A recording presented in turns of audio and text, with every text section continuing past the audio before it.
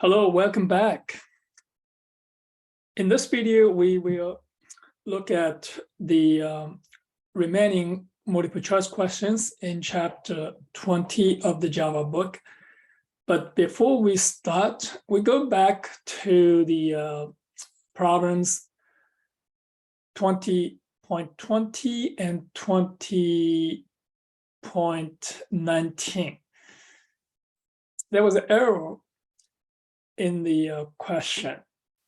It's now corrected. So here is the new choice here. Here's the list 1, 1, 2, 5, and this is list 2, 2, 3, 6. After list 1 dot add all, list 2, list 1 should be this. This is the correct answer. The second question need to correct is this is the 20.20. Suppose this is list 1, 1 to 5. This is list 2. After list 1 dot remove all, list 2. List 2 is. Now list 2 is not changed. It remains the same. Only list 1 changes. And list 1 changes. List 1 becomes 1 and 5. So the common element 2 is removed from here. All right, so now let's go back to the remaining questions. So this we're going to start from 24. So this is going to be 2024. So we go back to 2024. It's right here.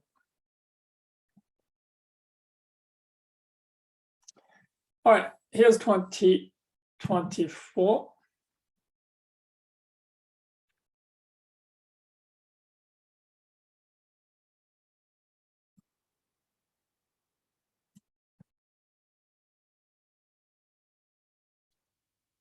So this is the question.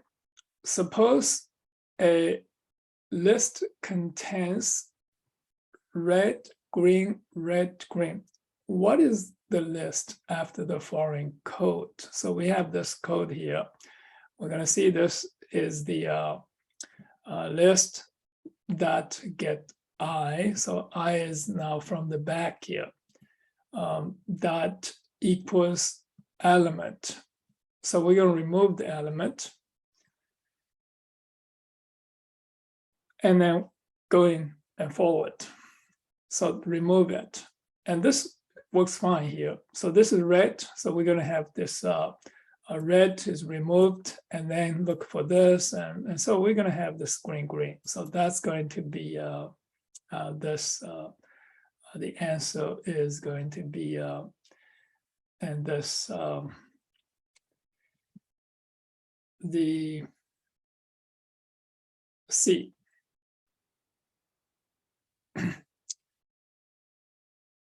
All right, let's look at the next one. What is the output of the following code? This is the list. We're going to have this is the integers 1, 2, 3. So now we're going to remove 2. Now, so please note that we are actually remove the element at index 2. That's 3. So what is left? It's 1, 2. Next question, to remove all the elements in the list in the following code, replace the underlined blank space with what here? So we're going to have this, it's going to be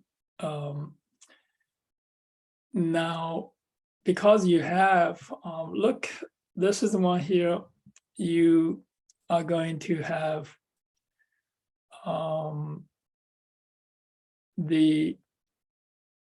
you're going to remove using the specified index. So you have to use the Arraylist because list does not have the notion of index. I think we are fine.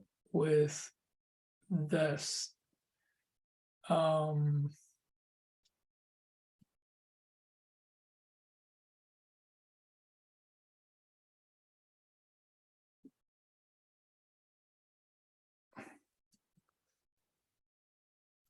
Okay, if we use this, looks like this two are fine.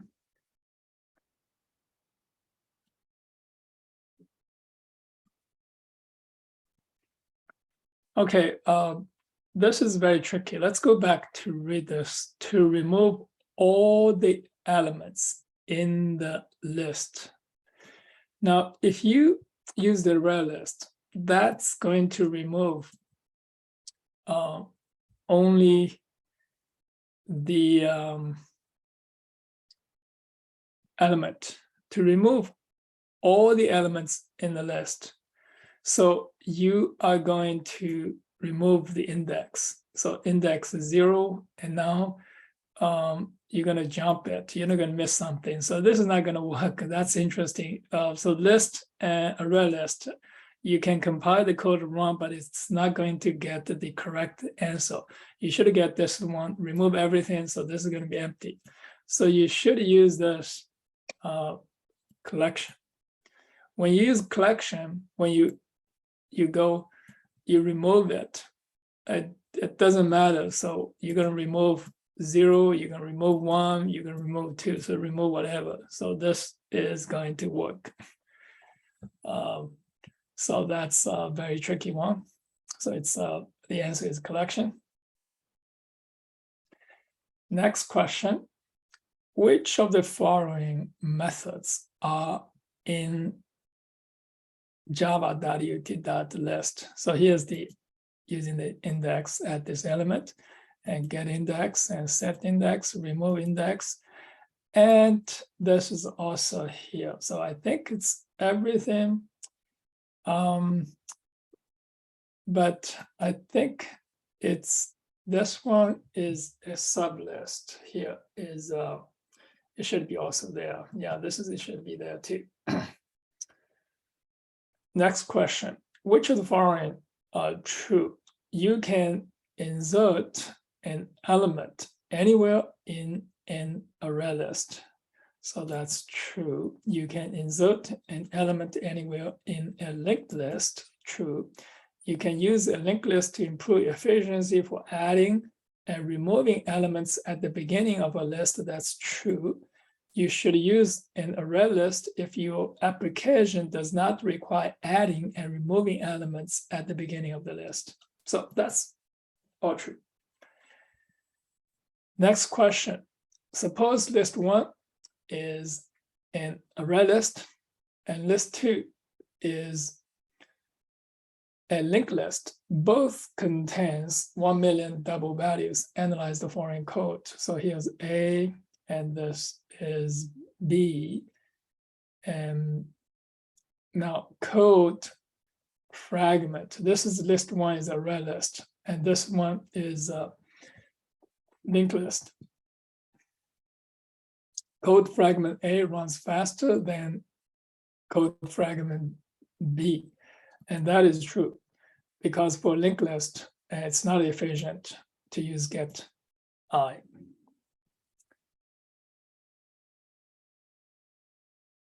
Next question. When you create an array list using array list, here is a string, and this is the capacity of 2. So initially you create the array list with capacity of 2. In total, array list size is 2. 2 elements are created in the array list. No, that's not right. No elements are currently in the array list. True. The array list size is current 2. No, the array list capacity is 2. So these are the answers. Next question. So here is the code. And what is the output? So here's the list 1. and this is list 2. And this is list 3. So we look at this equals list 1 equals list 2. That is true. So they have the same. So that's true here. True. A or B, but look, list 1 dot equals list 3. So that's not true. You have to match everything. So this is going to be false. True, false.